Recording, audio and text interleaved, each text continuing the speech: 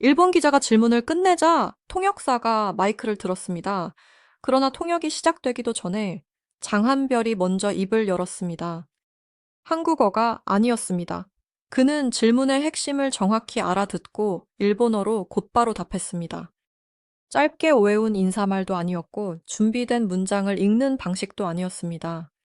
질문의 뉘앙스를 이해한 뒤 자신의 생각을 문장으로 정리했고 상대의 반응을 살피며 말의 속도까지 조절했습니다. 그 순간 현장의 분위기가 바뀌었습니다. 장한별을 단순히 노래 잘하는 한국 가수로 보던 시선이 일본어로 직접 소통할 수 있는 국제형 아티스트를 바라보는 시선으로 달라진 것입니다.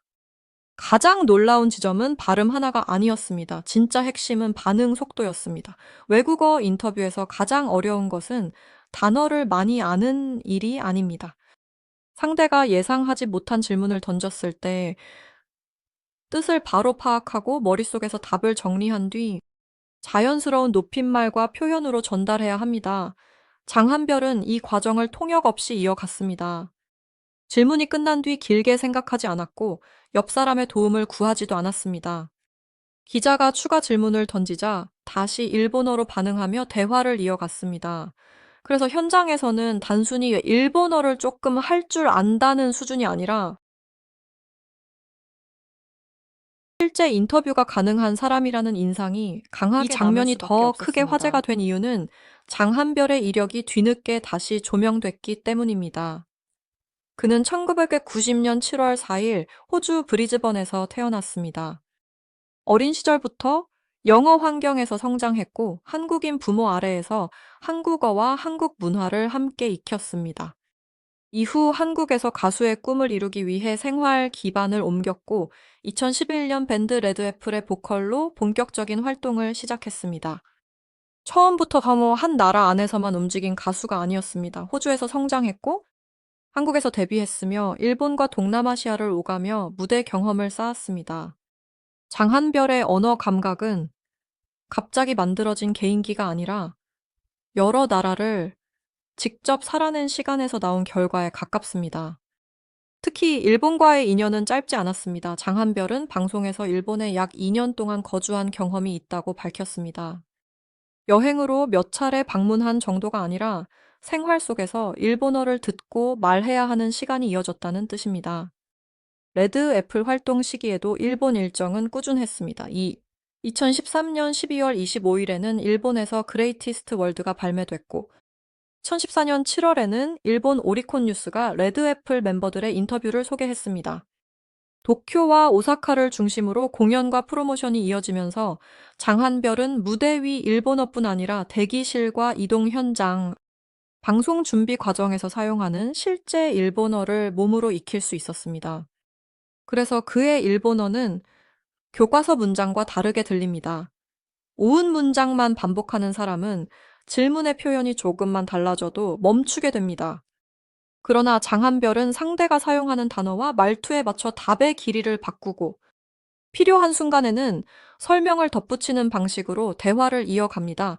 일본어에서 중요한 것은 문법만이 아닙니다. 상대와의 거리, 나이, 공식적인 자리인지 사적인 자리인지에 따라 어미와 단어 선택이 달라집니다. 기자회견과 인터뷰처럼 긴장감이 높은 자리에서는 지나치게 가벼운 표현을 쓰면 인상이 흔들릴 수 있습니다. 반대로 너무 어려운 표현만 사용하면 준비한 문장을 외운 것처럼 들릴 수 있습니다. 장한별은 그 사이를 자연스럽게 조절하는 모습을 보여줬습니다. 그의 강점은 일본어 하나에만 머물지 않습니다. 2026년 5월 공개된 MBN 김주하의 데이 앤 나잇 관련 내용에서 장한별은 한국어와 영어, 일본어, 말레이어를 구사하는 4개 국어 능력자로 소개됐습니다. 호주에서 태어나 영어를 익힌 것은 쉽게 이해할 수 있습니다. 일본어는 약 2년간의 현지 생활과 활동 경험이 바탕이 됐습니다. 말레이어는 말레이시아에서 방송과 음악 활동을 이어가며 실제로 사용했습니다. 서로 문법과 발음 체계가 다른 언어를 무대와 방송에서 활용했다는 점은 단순한 암기력만으로 설명하기 어렵습니다. 새로운 환경에 들어갔을 때 그 나라 사람들의 표현 방식과 리듬을 빠르게 받아들이는 능력이 있다는 뜻입니다. 장한별이 다시 주목받은 시점도 중요합니다. 그는 2026년 MBN 오디션 프로그램 무명전설에서 최종 탑3에 오르며 대중 앞에 강한 인상을 남겼습니다. 폭발적인 고음과 안정적인 무대 장악력이 먼저 화제가 됐지만 방송이 끝난 뒤에는 그의 과거 경력과 해외 활동이 함께 재조명됐습니다. 호주에서 자란 가수, 치의학을 공부했던 인물 밴드 보컬로 데뷔한 뒤 해외에서 활동한 아티스트, 그리고 여러 언어를 구사하는 방송인이라는 사실이 하나씩 알려졌습니다. 무대에서 노래만 잘하는 참가자가 아니라 이미 국제 현장을 경험한 완성형 인물이라는 평가가 나올 수밖에 없었습니다. 통역 없이 일본어로 답한 순간은 이런 배경을 한 장면에 압축해 보여줍니다. 통역이 필요 없다는 사실은 시간을 줄인다는 의미만 있는 것이 아닙니다. 자신의 말이 다른 사람을 거치지 않고 그대로 전달된다는 뜻입니다. 감정의 강약, 농담의 타이밍 질문에 대한 미묘한 뉘앙스까지 본인이 직접 조절할 수 있습니다. 특히 일본 언론은 인터뷰 대상의 말투와 태도를 세심하게 보는 편입니다. 질문을 끝까지 듣는지 상대를 바라보는지 적절한 높임말을 쓰는지 답이 지나치게 길거나 모호하지 않은지를 함께 판단합니다. 장한별이 일본어로 직접 답했다는 사실보다 그 과정에서 태도까지 안정적으로 유지했다는 점이 더 큰 강점입니다. 현장에서 기자들이 놀랄 수밖에 없었던 이유도 여기에 있습니다. 한국 가수가 일본어로 인사하는 장면은 드물지 않습니다. 일본 팬을 위해 준비한 감사 인사나 짧은 자기소개도 흔합니다. 그러나 예상하지 못한 질문에 바로 답하고 추가 질문까지 이해하며 대화의 흐름을 끊지 않는 경우는 완전히 다릅니다. 그것은 공연용 일본어가 아니라 업무가 가능한 일본어에 가깝습니다. 장한별은 무대 밖에서도 자신이 준비된 사람이라는 사실을 보여줬습니다. 기자의 질문을 기다리는 표정, 답을 시작하는 속도, 문장을 마친 뒤 상대의 반응을 확인하는 태도까지 모두 실제 경험에서 나온 움직임처럼 보였습니다. 이 능력은 앞으로의 일본 활동 가능성과도 연결됩니다. 일본 음악 시장에서 해외 가수가 자리 잡기 위해서는 노래만으로 충분하지 않은 경우가 많습니다. 방송 출연, 라디오 인터뷰, 팬 행사 공연 후 인사, 현지 스태프와의 협업이 반복됩니다. 매 순간 통역을 거쳐야 하면은 전달 속도가 느려지고 아티스트의 성격과 유머가 충분히 살아나지 못할 수 있습니다. 반면 장한별처럼 직접 대화할 수 있는 가수는 인터뷰 한 번에서도 더 많은 이야기를 남길 수 있습니다. 팬과의 거리도 빠르게 좁힐 수 있고 현지 제작진과의 신뢰도 쌓기 쉽습니다.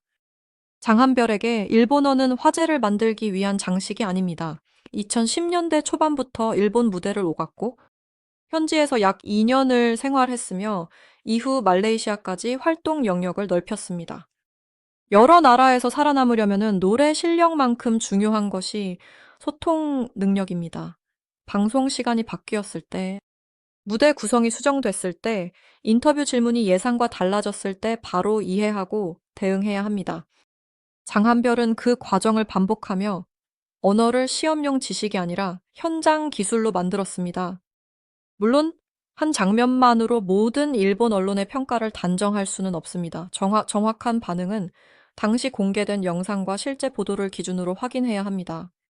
그러나 통역이 준비된 자리에서 장한별이 질문을 직접 이해하고 일본어로 답했다는 장면이 강한 인상을 주는 이유는 분명합니다. 그것은 우연히 잘 나온 한마디가 아니라 호주에서 시작해 한국과 일본, 말레이시아를 거친 그의 경력이 만들어낸 결과이기 때문입니다. 더 놀라운 것은 장한별이 이 능력을 앞세워 자신을 과장하지 않았다는 점입니다. 그는 먼저 노래로 경쟁했고 무명전설에서 최종 탑3라는 결과를 얻은 뒤에야 다양한 배경이 다시 알려졌습니다. 일본어 실력도 마찬가지였습니다. 길게 설명하기보다 질문이 들어온 순간 직접 답하면서 증명했습니다. 말보다 행동이 먼저였고 소개보다 결과가 먼저였습니다. 바로 그 짧은 순간에 일본 기자들이 놀란 이유가 모두 담겨 있었습니다. 또 하나 주목할 부분은 장한별의 답변 방식입니다. 외국어를 잘한다는 사실을 과시하려는 사람은 어려운 단어를 길게 늘어놓기 쉽습니다. 하지만 실제 소통에서는 정확하고 짧은 문장이 더 강합니다. 장한별은 상대가 묻는 핵심을 먼저 답하고 필요한 설명을 뒤에 붙이는 순서를 택했습니다. 이런 방식은 생방송이나 기자회견에서 특히 유리합니다. 제한된 시간 안에 핵심이 분명하게 전달되고 통역 과정에서 의미가 달라질 위험도 줄어듭니다. 기자 입장에서는 질문에 대한 답을 즉시 얻을 수 있고 다음 질문으로 자연스럽게 넘어갈 수 있습니다. 장한별의 일본어가 유창하게 들린 이유는 발음뿐 아니라 이런 대화 구조가 안정적이었기 때문입니다. 그가 호주에서 치의학을 공부하다 가수의 길을 선택했다는 이력도 그의 집중력을 설명하는 단서가 됩니다. 안정적인 진로를 내려놓고 한국으로 건너와 연습생 생활과 밴드 활동을 시작하는 결정은 가볍지 않았습니다. 낯선 환경에서 살아남기 위해서는 노래, 방송 언어를 동시에 익혀야 했습니다. 일본 활동을 준비할 때도 단순한 인사말만 외우는 것으로는 부족했습니다. 공연 관계자의 지시를 이해하고 현지 매체와 대화하며 팬들에게 자신의 감정을 직접 전해야 했습니다. 이런 경험이 오랜 시간 쌓이면서 장한별은 질문을 번역해서 일본어를 일본어 그대로 받아들이고 반응하는 단계에 가까워졌습니다. 결국 이 장면이 특별한 이유는 화려한 연출이 없었기 때문입니다. 노래가 시작된 것도 아니고 고음을 터뜨린 것도 아니며 심사위원의 점수가 공개된 것도 아니었습니다.